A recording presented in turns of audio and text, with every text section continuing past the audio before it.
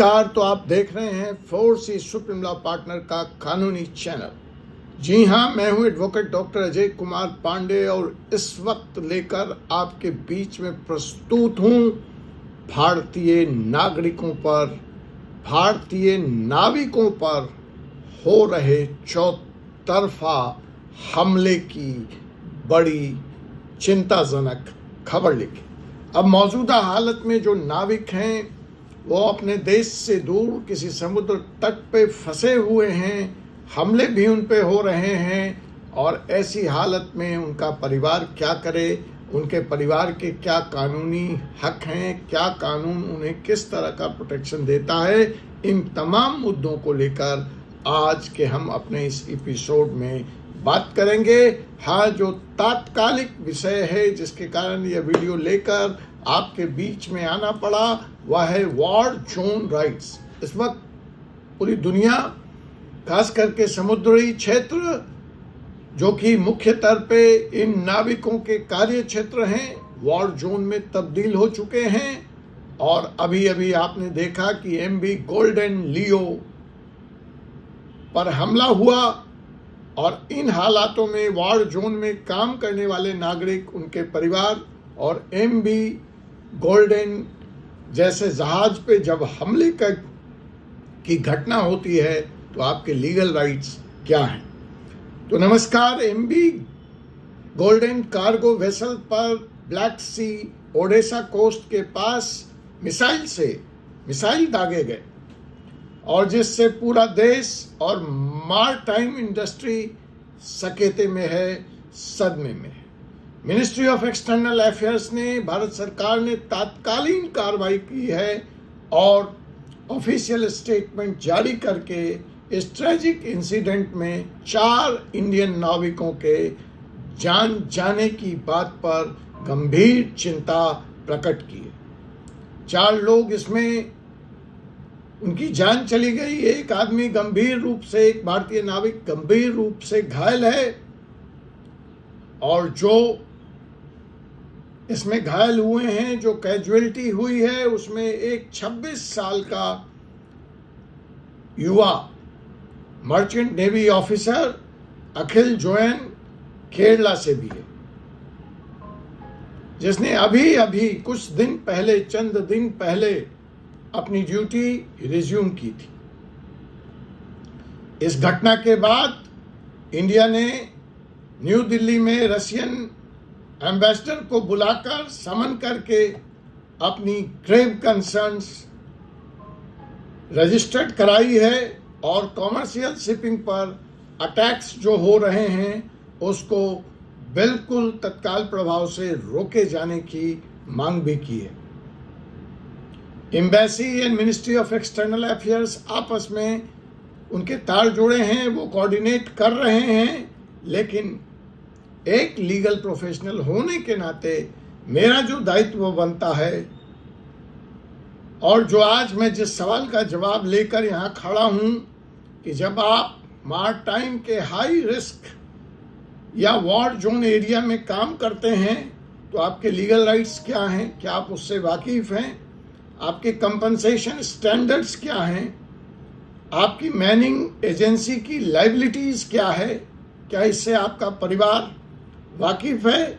So today we are going to break down all these exact legal rights for every Indian navy officer and their families.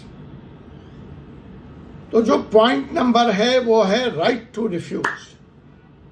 Point number 1, there is an absolute right to refuse sailing in war zone.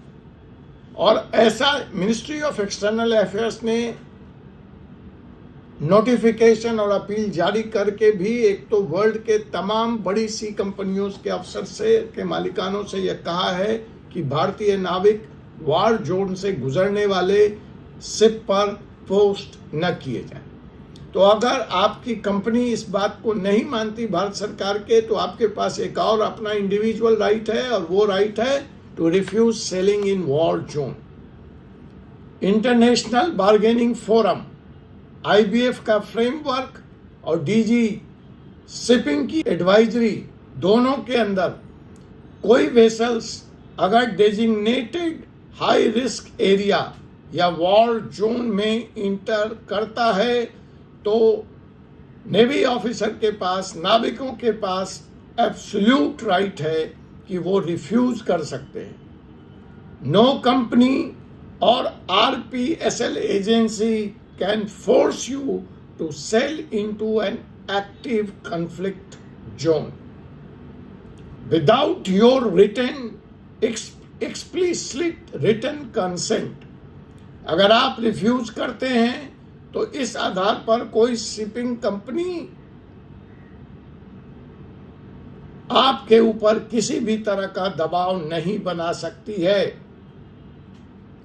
आपके refusal के बाद यह legal responsibility, binding legal responsibility बनती है कि वह आपको completely safe location पर रिपेट्रिएट करे, पूरा का पूरा अपने खर्चे पर।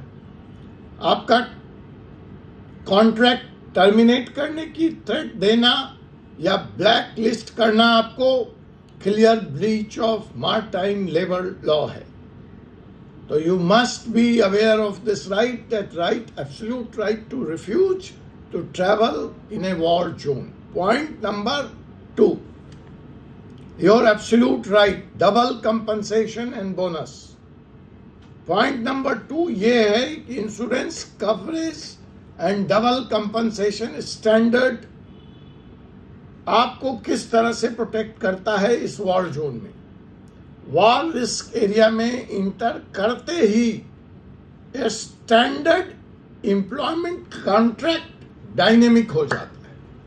ऑटोमेटिकली कुछ करने की जरूरत नहीं है।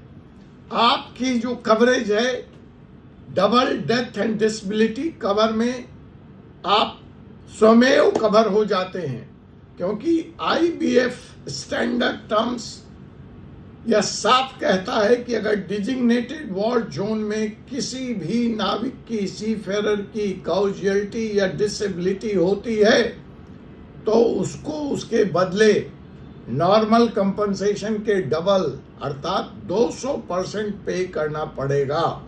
यह मैंडेटरी है, इसमें कोई चॉइस नहीं है।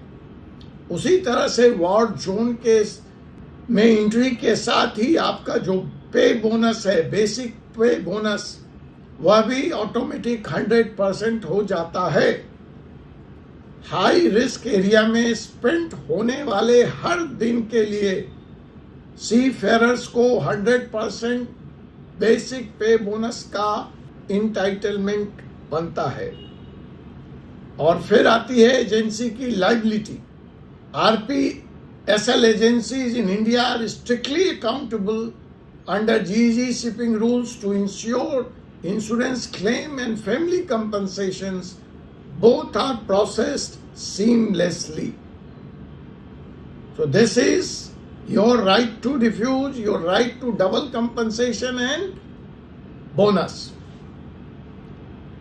ये तो हो गई नाविक के लिए। अब फैमिली की क्या ड्यूटी बनती है अगर उन तक यह सूचना आती है कि उनके घर का आदमी, उनका बच्चा, उनके हस्बैंड, उनके भाई वॉर रिस्क जोन से, डेजिग्नेटेड वॉर रिस्क जोन से या वॉर जोन से उनकी शिप गुजरने वाली है। ऐसी हालत में फैमिली का यह इमीडिएट दायित्व बन जाता है कि वह या आपके फैमिली का कोई मेंबर जैसे ही वॉर जोन में या डेंजरस मारटाइम रूट पर डिप्लॉय हो रहा है तो आपको तुरंत 3 चीजें वेरीफाई करनी चाहिए। Always keep ready the article of agreement and the agencies RPSL licence number. That document must be ready immediately. Ensure करें कि कंपनी ने वॉर रिस्क एडेनम साइन कराया हुआ है।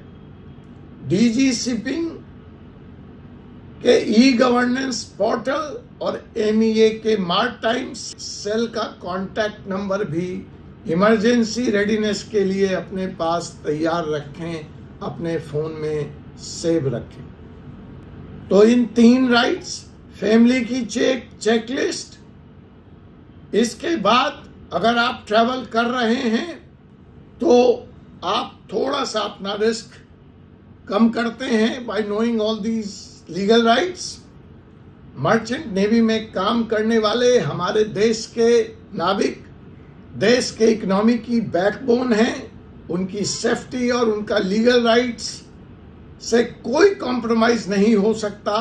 अगर आप या आपकी फैमिली किसी शिपिंग एजेंसी डिस्प्यूट में फंस गई है, war risk insurance compensation claim नहीं मिला है या कॉन्ट्रैक्चुअल वायलेशन से आप सफर कर रहे हैं, तो आप अपनी बात मुझ तक पहुंचाएं। हम आपकी पूरी सहायता करने का प्रयास करेंगे।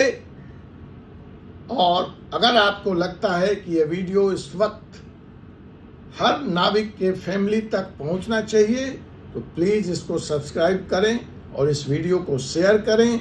Stay inform, stay safe. आपसे पुनः मुलाकात होगी सी फेरर राइट्स के दूसरे टॉपिक्स के बारे में, दूसरे राइट्स के बारे में, प्रैक्टिकल सॉल्यूशंस के बारे में। उसके लिए आप इंतज़ार कीजिए हमारे अगले वीडियो का। इसी चैनल पर बेल आइकन बटन दबा दीजिए, नोटिफिकेशन दबा दीजिए, आपको सूचना मिल जाएगी जब वह वीडियो आएगा।